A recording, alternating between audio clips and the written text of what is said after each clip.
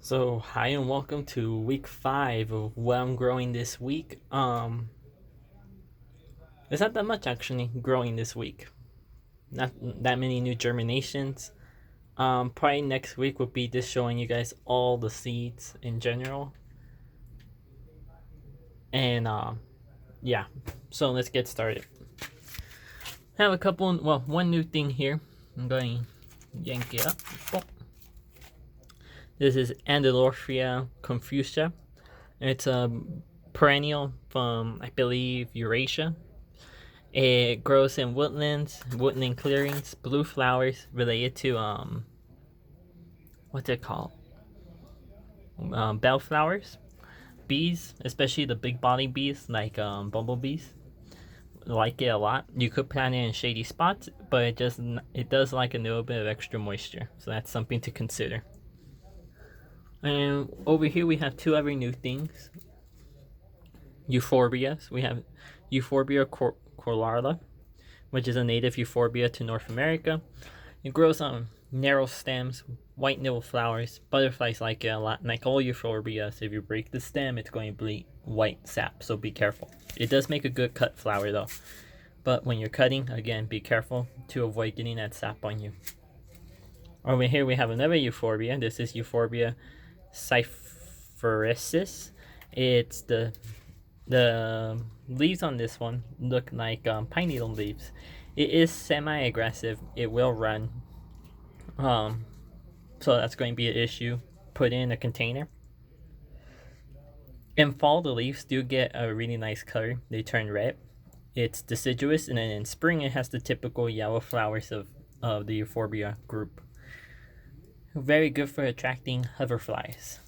The last new plant here will be this one, Digitalis parviflorus.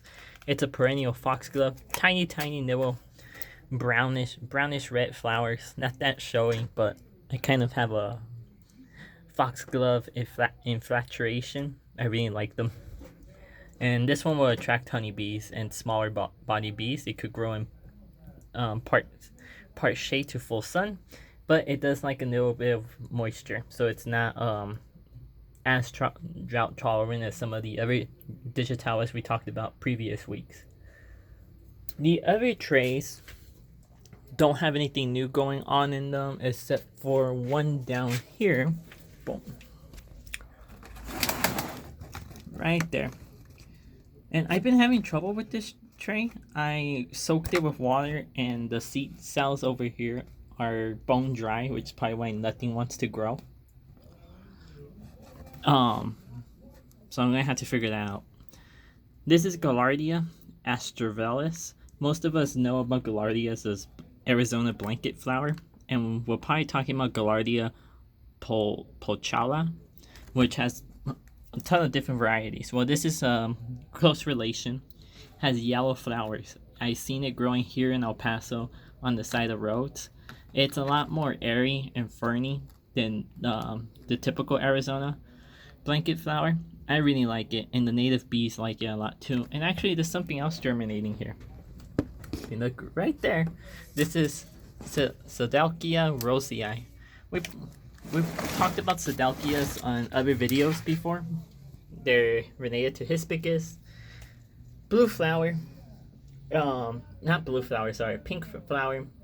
Well, not that exciting, but still nice enough to have a couple in the yard. And I think that's pretty much it. I'm looking around to see if there's anything new, but it looks like that's it for seeds. Before we no, let's check on the cuttings now. So the cuttings, they're doing okay. As you can see, we lost one to mold. Looks like we're going to lose another one to mold, and that's a problem that I have. I guess this greenhouse is just so hot that mold just loves it. This empty one actually has root cuttings of a sandwort. Sandworts are related to carnations. This one is called I can't remember, but it's from Monrovia. You can propagate it if you're a home grower, but you cannot sell it. It has a PPF on it. It's a ground cover, has really nice yellow flowers, I think it's called vanilla ice or lemon ice. It's lemon ice. I'm hoping they start coming up. Root cuttings could take a while, so I'm hoping even in the next week or two. The other cuttings look okay, so that's pretty good. Close that guy back up. And then before we move on, let me talk about this grass. This grass is now a new plant. It's actually been in the yard for 2-3 years. I was doing some yard work yesterday and I saw this grass, which is Calamagrostis eldorado. Variegated Calamagrostis grass. If you look really closely, you can see has yellow variegation. I really like this grass, and I was super disappointed to see it looked like it just wasn't getting enough water. And the thing is, we have a drip line irrigation system, and it's right next to one of the outlets, so it's that the water issue shouldn't be it.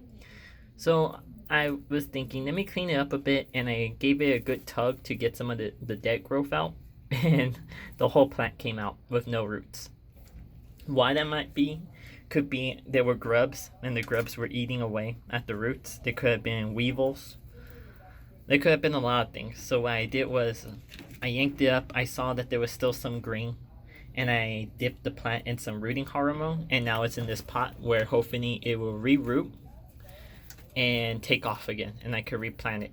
And when I replant it, I'm probably going to put some vermiculite underneath it so that the soil has a rougher texture and the grubs won't want to go to it as easily. Or I could put something like a euphorbia nearby, and the euphorbia roots, they're not as tasty as grass roots, so they would have to kind of like make their way through that before they could get here.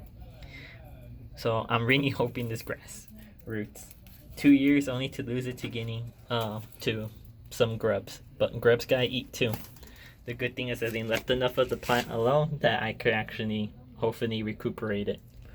The other thing this week is we don't have any new plants, which is good for my wallet. But I was busy moving seedlings along. So last week we talked about once you see the seed is big enough, you want to keep it moving, because if you keep it in seed starting soil, which is low in nutrients, it's going to struggle, it's going to turn yellow, and it might end up stunted or even worse, just dying on you. So you need to keep it moving on. So a couple of the seeds I moved on. So let's look at them really quick. So these were the ones I showed last week. The annuals, the calendulas, the Synagostium has rotted, so I'm probably going to have to resow them. But it happens. Down here are some more. We have the Ammonium, that's Scabiosa, a couple grasses, some salvias. And if you look at this salvia, this is Salvia hians. You see how it has that yellowish leaf? That's telling me that it's already stressed. It's stressed probably from lack of nutrients. So hopefully it greens up in a bit. And then we have some Scabiosas, the tree mallow. And over here is some more. 2 catmints, some Tercurlium, lupins, Acacia, and some Latonia. So hopefully by next week these guys kick off and they look really good. And that will be pretty much it for what I'm growing this week. Before this video ends, in the coming weeks I'm probably going to have more videos other than just what I'm growing this week. It's just been really busy with classes. In terms of what I have coming is 2 spotlight series, one of them on Tecoma stands and the other one on the genus Verbascum. Another video about how to uplift irises, breeder irises, and how to plant them correctly. And also in that video I'm going to be talking about this bed in the front yard that I'm working on. Along with that, there's probably going to be a shout out video to a very special seed nursery and to an Instagram friend I have. And yeah, there's going to be plenty more in store. But that's probably the next 3 videos that are coming up pretty soon. The other ones are further down the line. I don't want to give away too much. So thank you for watching, and like, subscribe, and keep on gardening.